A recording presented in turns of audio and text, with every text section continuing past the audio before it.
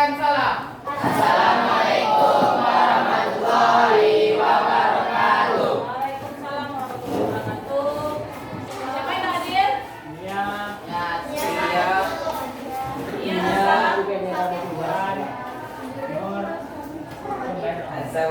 Iya sakit. Siapa lagi? Arsia. Indiana sakit. Indiana sakit. Sakit apa?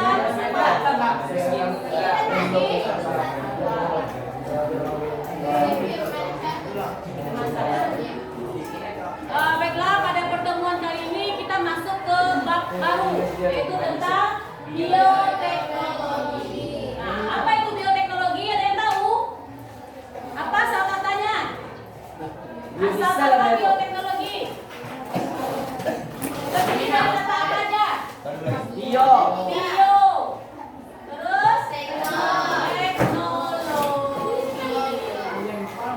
Kemudian yang tekno boleh satu. Kemudian nyambung lagi logi. Ya. Logo. Bio ini artinya apa? Makhluk hidup. Tekno cara. Logi ini asal katanya logos. Bahasa Yunani artinya apa? Ilmu. Nah, siapa yang bisa merangkai kata-katanya? Bioteknologi. Cara mendapatkan makhluk hidup ini? Ilmu. Makhluk hidup yang lain? Cara ilmu. Lain. Ilmu cara. Sasa, bisa?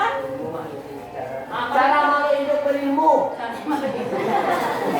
Mana caranya mereka? Makhluk hidup berilmu. Belajar kok. Ya.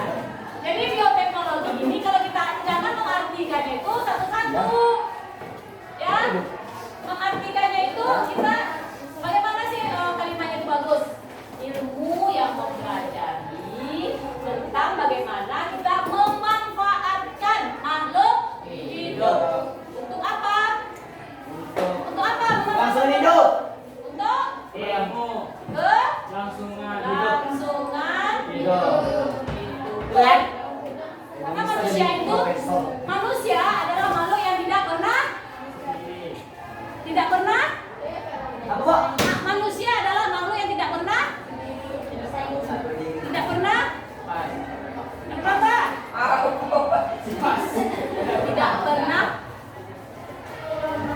kenapa? Punah.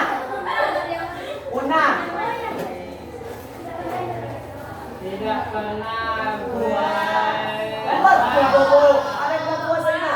Pas katanya. Oh pas. Tidak pernah puas. Ya. Betul apa enggak? Oh. Iya. Iya Bu. Udah dapat uang 5.000 mau 10? Ibu. Udah dapat kue 1 mau 2? Ya.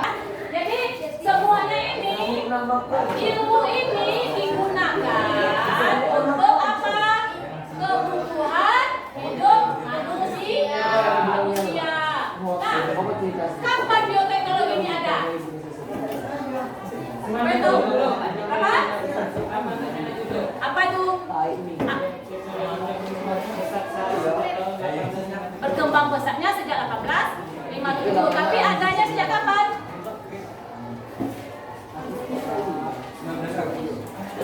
Sudah terlalu apa tuh? Terlalu cepat, terlalu sekarang ini. Kapan?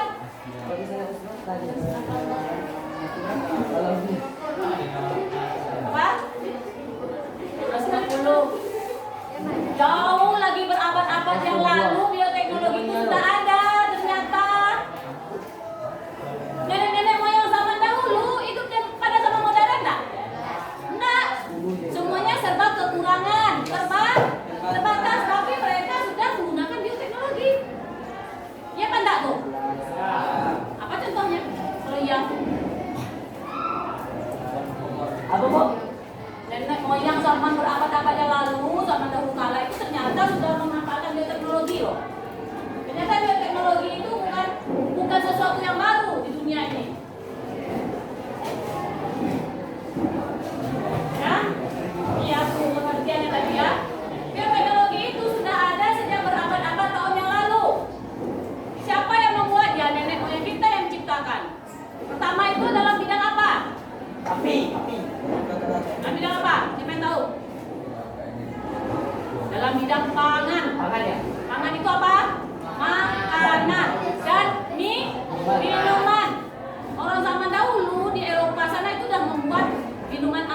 lain.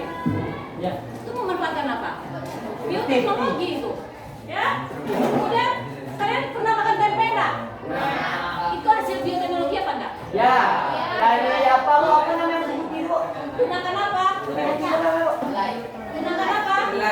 Iya, menggunakan kedelai. Terus kedelainya itu bahannya, terus siapa Ragi. berperan di sana? Ragi. Dalam ragi itu ada apa? Ada apa? Jamur, ada mikroorganisme. Jadi Jamur itunya sehat. bioteknologinya itu itunya, jamurnya itu. Nah, bioteknologi ini terbagi dua. Pertama, konvensional. Apa itu konvensional? Konvensional itu apa? Nih, bioteknologi yang memanfaatkan secara langsung mikroorganisme. Tahu mikroorganisme? Apa itu mikroorganisme? Mikroorganisme. Mikro itu apa? Mikroorganisme mikro kecil ya. Pengaruh hidup individu. Kecilnya bagaimana? Yang tidak terlihat oleh mata telanjang. Ini melihatnya pakai apa? Mikroskop. Nah, bioteknologi konvensional adalah bioteknologi yang memanfaatkan secara langsung mikroorganisme seperti bakteri, apalagi jamur, secara langsung. Ya, enzim yang dihasilkan mikroorganisme ini terlibat dalam proses fermentasi untuk menghasilkan produk atau jasa. Nah, ini contohnya. Ini apa nih? Ini sampai apa? Ini Kulut. sampai apa? Sampai sampai pernah makan ini? Pakai apa makannya?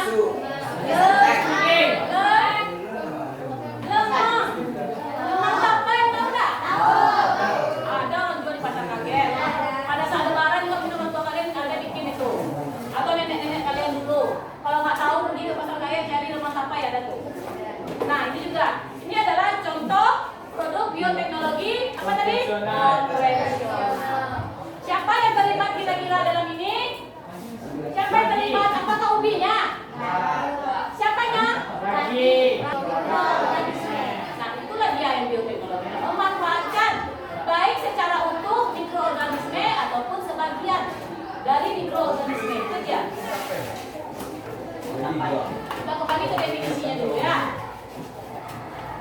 Nih, bioteknologi berasal dari kata bio yang artinya makhluk hidup. Kemudian teknologi artinya cara. Jadi untuk memudahkan manusia dalam memecahkan masalah atau membuat produk yang berguna. Bioteknologi dapat didefinisikan sebagai penggunaan organisme atau bagian dari organisme untuk membuat suatu produk atau jasa sehingga dapat mensejahterakan manusia. Berarti boleh organismenya utuh, boleh sebagian, boleh ya. Lanjut ke bioteknologi modern. Apa itu bioteknologi modern? Rekayasa genetika. Nah, di situ melibatkan prinsip-prinsip biokimia, biologi molekuler, Buatan semua. rekayasa genetika. Jadi, kalau konvensional alatnya gimana? Konvensional. Alatnya tradisional. Terus apa lagi? Mudah didapat. Di dapur ada nggak alatnya? Ada. Kalau modern? Susah. Ini sudah melibatkan laboratorium yang canggih dan segala macamnya. Nah ini dia melibatkan prinsip biokimia. Ada biokimianya di sana, ada biologi molekuler, ada rekayasa genetika. Nah ini contoh. Menurut kalian ini konvensional atau modern? Modern atau konvensional? Modern. Ya, ini sudah modern. Melibatkan apa ini? Rekayasa genetik. Kok bisa berwarna-warni jagung? Nah, jagung yang kalian tahu warnanya apa?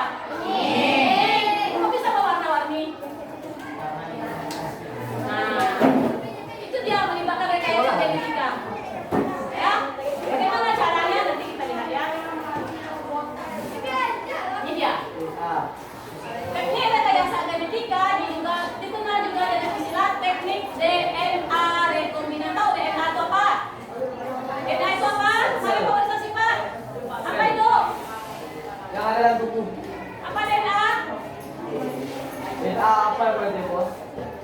Zat pewarisan sifat. Ya, di dalam ini kalian belajar genetik kemarin kan? Nah, ada DNA di sana. Nah, bagaimana caranya? Yaitu mengkombinasikan DNA suatu organisme dalam DNA organisme lain.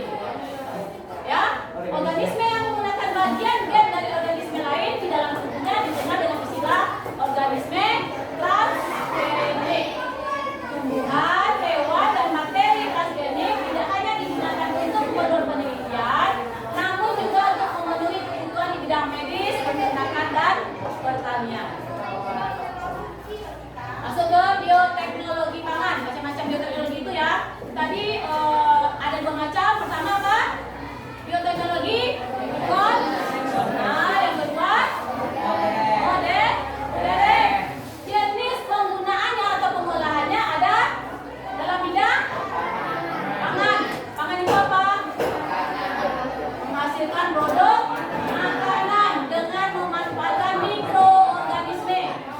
Contohnya apa? Papai.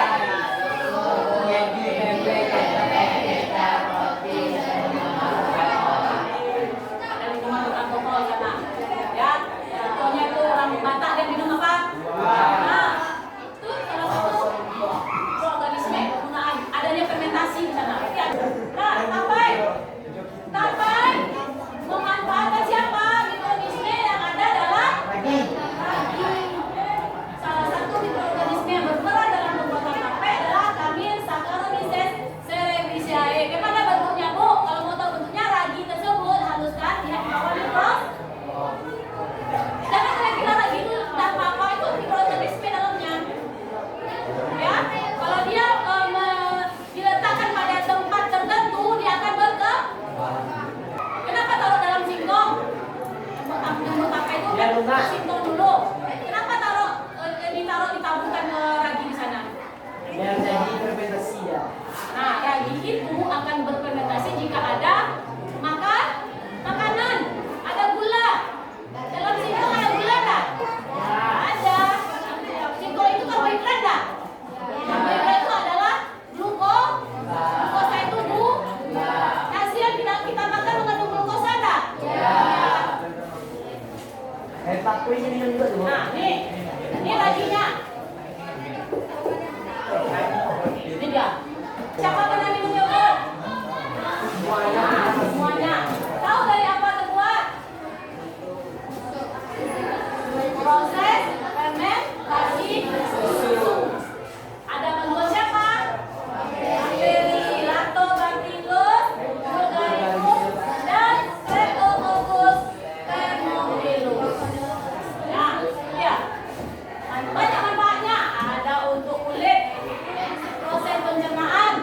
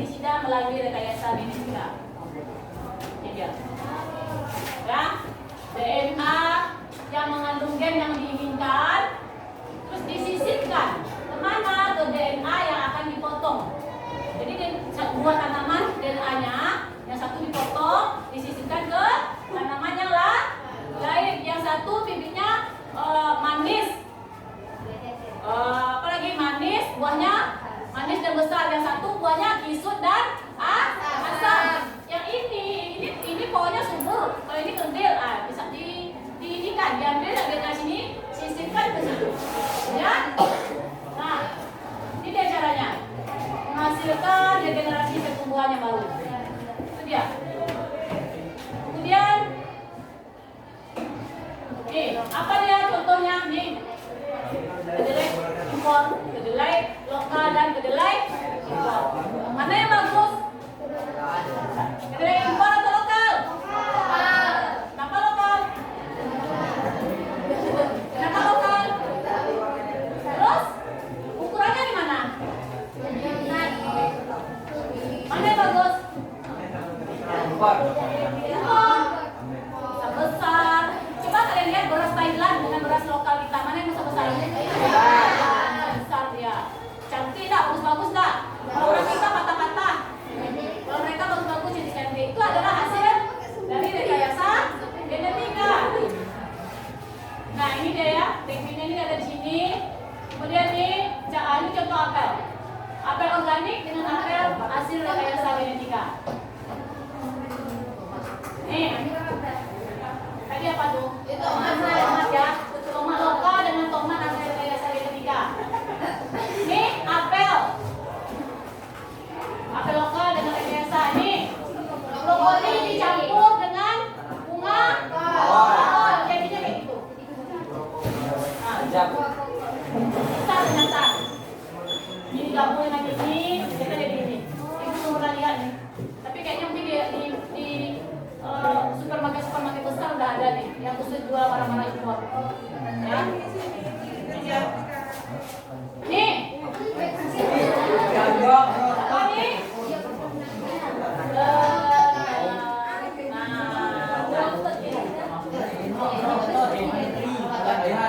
Apa namanya tuh? Sapi apa? Sapi limosin. Oh limosin? Kenapa limosin? Tahu mobil limosin? Tahu panjang. Dari rekayasa genetika. Ya. Nih, sama-sama sapi betina A dan sapi betina B. Kemudian sel tubuh diambil dari domba ya A, kemudian sel telur dari domba B. Kemudian diambil DNA-nya. Ini inti selnya dihilangkan. Kemudian DNA dari domba A digabungkan dengan sel ini.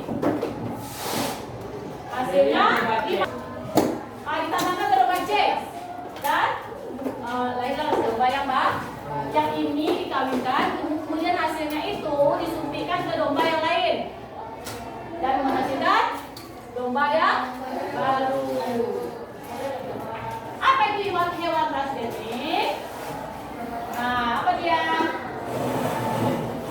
Tadi penyisipan DNA dari satu hewan ke hewan yang lain, itu transgenik. Kemudian dimasukkan ke hewan berikutnya dan lahirlah individu baru dengan sifat-sifat yang baru. Nah ini. Seberotot. Nih, kalau dari sapi lokal aja, menurut kalian kalau sapi lokal bisa nggak menghasilkan kebutuhan susu penduduk Indonesia yang banyak ini? Ya. Sapi lokal? Ya. Tidak. Setiap hari produksi susu, apalagi susu bayi. Susu bayi itu berkotak-kotak, ya. Nggak bisa dengan hanya mengandalkan sapi lokal. Makanya perlu tuh. Nih, apalagi adanya kelinci, tikus transgenik, kelinci transgenik, ayam transgenik, apalagi ikan transgenik, domba transgenik, sapi transgenik. Ya, sapi pun udah diatakan nama. Sapi itu. Tuh, anjing transgenik, monyet transgenik, nyamuk transgenik.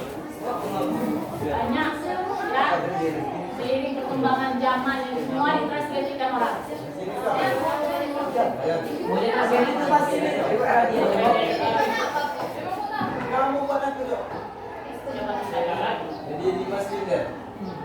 Apa itu dewan transmisi? Siapa nanya tadi? apa gunanya transgender di bawah pada? Apa? Gunanya? Guna transgenik. Ya. Siapa yang tahu? Kenapa yang bibit unggul?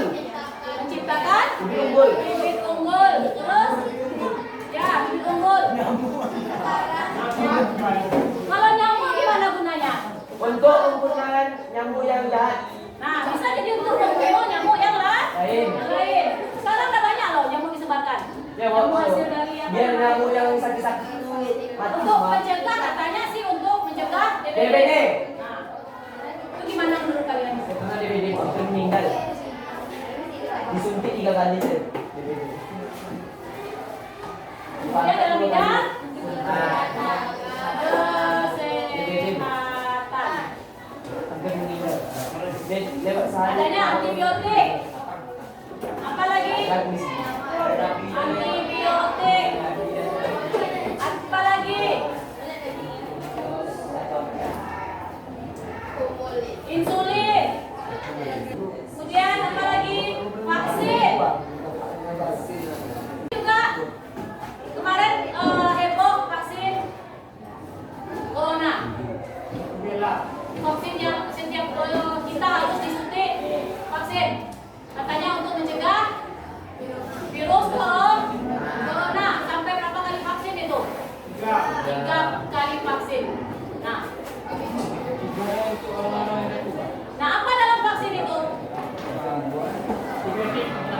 Ada apa di situ? Adanya organisme lain yang diambil disuntikkan ke situ. Ada sisipan dari organisme. Misalnya kalau ini vaksin ini kemarin itu jadi perbincangan karena haram atau halalnya. Karena ada yang menyisipkan DNA dari babi untuk melawan virus. Nah, itu halal atau haram? Ada lagi yang monyet. Oke, iya. DNA monyet disisipkan untuk melawan virus tersebut. Ada vaksin-vaksin tertentu. Makanya yang vaksin yang kemarin dari India itu diragukan kehalalannya. Banyak protes kemarin orang tuh katanya. Tapi terpaksa. Bagaimana menurut kalian itu coba lagi ya? Kemudian dalam bidang lingkungan.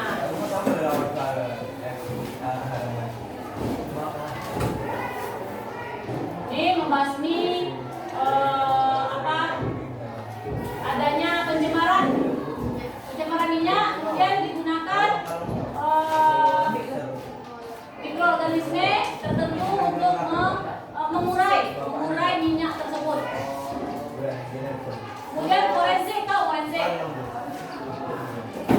Forensik tahu? Forensik, uji forensik. Apa tuh? Pernah dengar nggak forensik? Nah, orang yang sudah meninggal itu banyak yang tidak diketahui siapa asal usulnya. Ada yang meninggal kecelakaan, ada yang meninggal dibunuh, yang terbang, ada yang meninggal jatuh pesawat. Kita tahu kan? Gimana caranya? Keluarganya siapa? Karena nggak punya identitas. Makanya ini digunakan dalam bidang forensik. Jadi DNA fingerprinting adalah teknik yang dilakukan untuk mengidentifikasi seseorang berdasarkan pada profil pita DNA. Ada 2 aspek, yaitu keseragaman dan variasi profil DNA pada individu.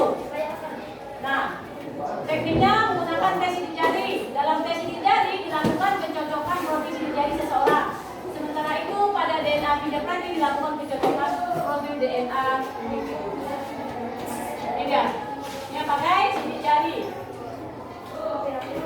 Ini yang pakai DNA. Dampaknya lagi. Ada dampak negatif dan ada dampak positif. Apa kira-kira dampak negatif dari bioteknologi ini? Hah? Sakit. Mau sakit? Kenapa mau sakit? Dampak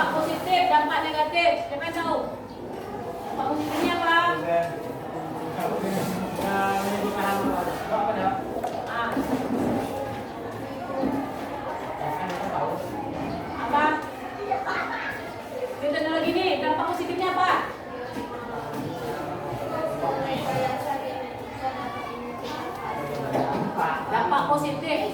Yang positif. Tadi apa yang ini? Kamu yang ini jadi ini tuh apa positif nggak tuh?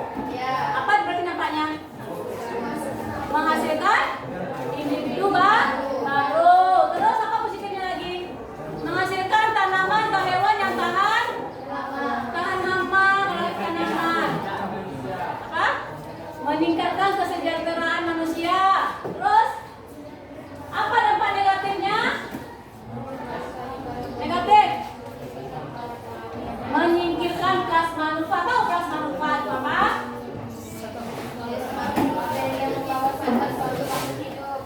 Kelas manfaat itu adalah organisme yang original, yang asli. Kalau selalu digabung akhirnya yang asli tidak adalah dan dia akan punah. Ya. Ini dia. Negatifnya, terdapat kombinasi gen baru yang dikonsumsi oleh manusia dikhawatirkan dapat memicu munculnya penyakit pada beberapa organ yang sensitif terhadap zat tersebut. Nah, sampai di sini ada pertanyaan dulu nggak?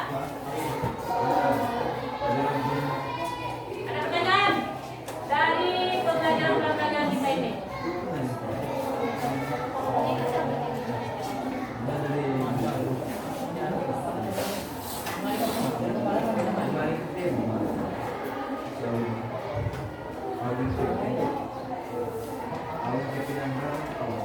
Ada pertanyaan? Ada yang mau bertanya tentang bioteknologi ini? Ya, Pak Salsa. Pak Salsa suaranya Salsa. Assalamualaikum warahmatullahi wabarakatuh. Ini Bu, saya mau nanya, kalau merubah genetik atau menggabungkan genetik itu untuk suatu makhluk itu apa dibolehkan? Misalnya kan merubah bentuk ciptaan yang Tuhan berikan. Nah, apakah apa tadi Salsa? Merubah makhluk hidup atau menggabungkan Merubah makhluk hidup atau menggabungkan makhluk hidup itu dibolehkan kan berarti itu merubah ciptaan. karena merubah ciptaan Tuhan. Siapa yang bisa jawab? Boleh enggak? Kira-kira? Boleh enggak kira-kira? Tak merubah dah, Bo. Boleh kalau? Malah Betul? tak merubah tu, tak merubah bentuk tu. Coba saja. Terus? Itu apa? Boleh lah, Bo. Boleh. Apa alasannya boleh? Karena tidak ada kali merubah bentuk dah. Bukan Jadi masalahnya. tadi ini kan salah satu contohnya ini ubah bentuk kan. Ya, apa gunanya itulah, Bo? Apa namanya misalnya obat penggemuk atau apa? Sama aja kok kerjanya, Bu. Fungsinya. Ada lagi domba kemarin kan, launching itu, boleh nggak kira-kira? Kata Salsa bertanya, itu berarti sudah mengubah ciptaan Tuhan. Boleh. Tuhan dah menciptakan hewan begini, datang manusia, datang artinya terjadi individu baru, Ini berubah. jadi hewan baru. Sama hewannya, Gimana? Bo, cuman beda. Ah. Beda DNA. Gimana? Beda sifat bawaan. Sama hewannya, Beda. tapi beda sifat bawaannya.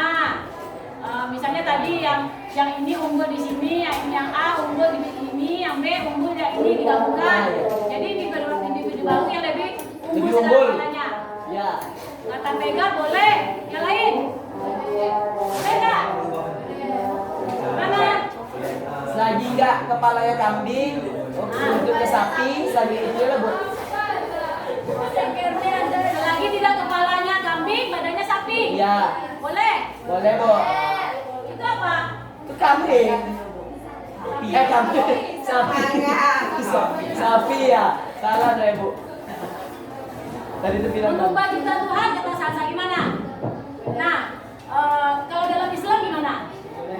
Hah? Ada. nggak ada lah sama sekali merubah. Ini ada perdebatan dalam hal ini ya. Coba yang lain bertanya dulu. Gimana lagi? Terus apa lagi selain itu apa lagi? Pertanyaannya? ini atau tumbuh-tumbuhan itu gimana? Ada lagi yang mau bertanya? Yang sudah dirubah itu gimana? Ada tanya nggak? Kenapa tidak? Ada nggak? Hah? Ini kok kalau di daun silang Hah? hasilnya sama juga sama yang ini. Yang mana? Misalnya kambing sapi ini dikawinkan sama kambing sapi biasa, hasilnya apa? Sama nggak? Sama yang ini atau sapi yang biasa? Sapi yang ini dikawinkan dengan sapi biasa, ya pasti hasilnya akan berbeda lah. Tetap sapi juga, tapi bibitnya lebih unggul, dan yang unggulnya itu sudah ada di sana. Nah, sekarang kita menjawab pertanyaan Salsa. Dalam Islam boleh tidak? Dalilnya bagaimana? Nah, sudah ada MUI memberikan maklumat tentang perdebatan ini. Ya, kita lihat ya. Nih, polemik tanaman rekayasa atau hewan rekayasa mendorong Majelis Ulama Indonesia untuk mengeluarkan fatwa secara khusus. Pada Agustus 2013, MUI menyatakan rekayasa genetika terhadap hewan, tumbuhan, dan mikroba adalah boleh. Boleh kan? Boleh mengubah. Profesor. Bagaimana? Dengan syarat bertujuan untuk kemaslahatan, tidak berbahaya bagi manusia dan lingkungan, dan tidak menggunakan gen atau bagian lain yang berasal dari tubuh manusia atau unsur lain yang diharamkan. Gen si babi. Ini dia, maaf ya. Nah, itu dia.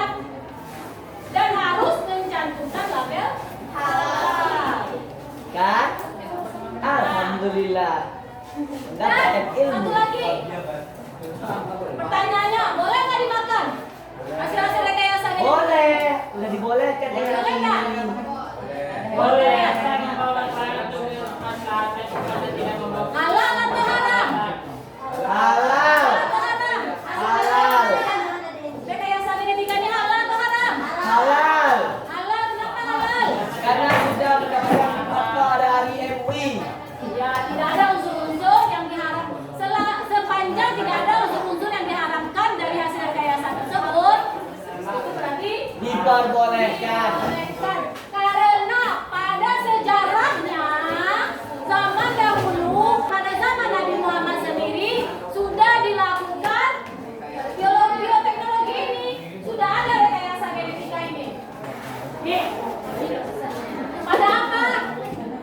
Tanaman kurma, ya. Yang ini aja lah buah, simple lagi bu. Ya. Misalnya kucing Persia kan bu, Ya. ini sama kucing Anggora atau kucing kampung, hasilnya kan beda. Ya. Nah itu hasilnya. Tetap jenisnya jenis Kucing. kucing juga. Mudah lagi bu. Tidak ada. Maksudnya tidak ada individu baru, entah namanya kucing, bukan namanya kucing. apa namanya, nyemot, tidak Iya, ada. iya, Bukan, ya. ada.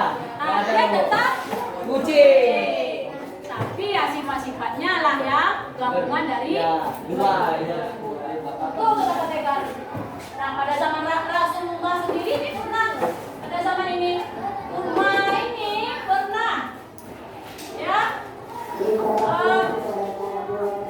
rekayasa genetik sudah pernah dilakukan pada zaman Rasulullah, yang dilakukan oleh para sahabat Nabi.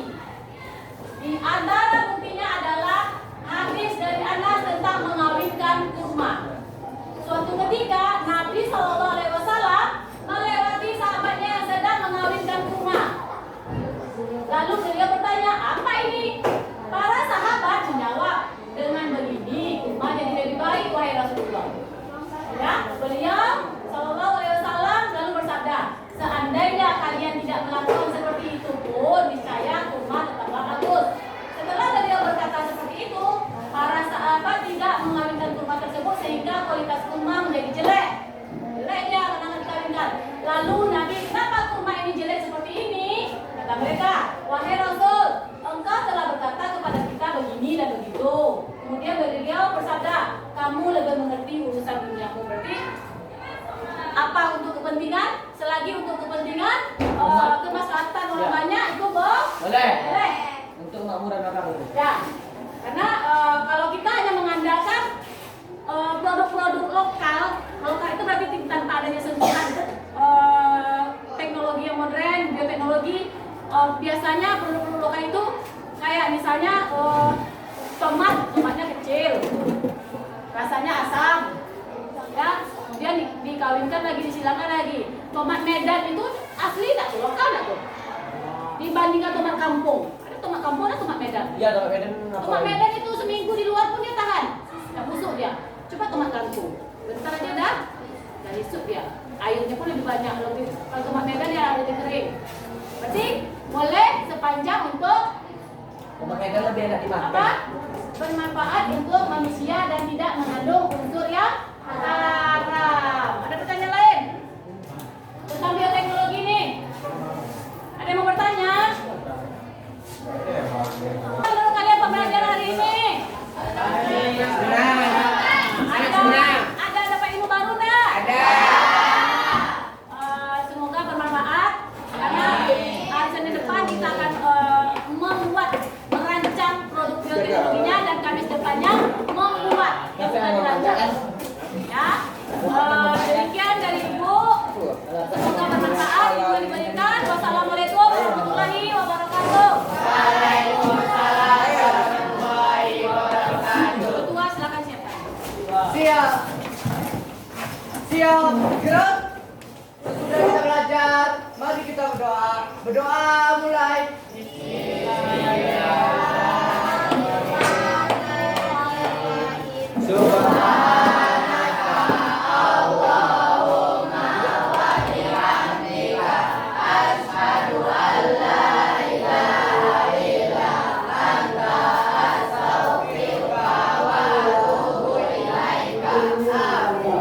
Jangan salah.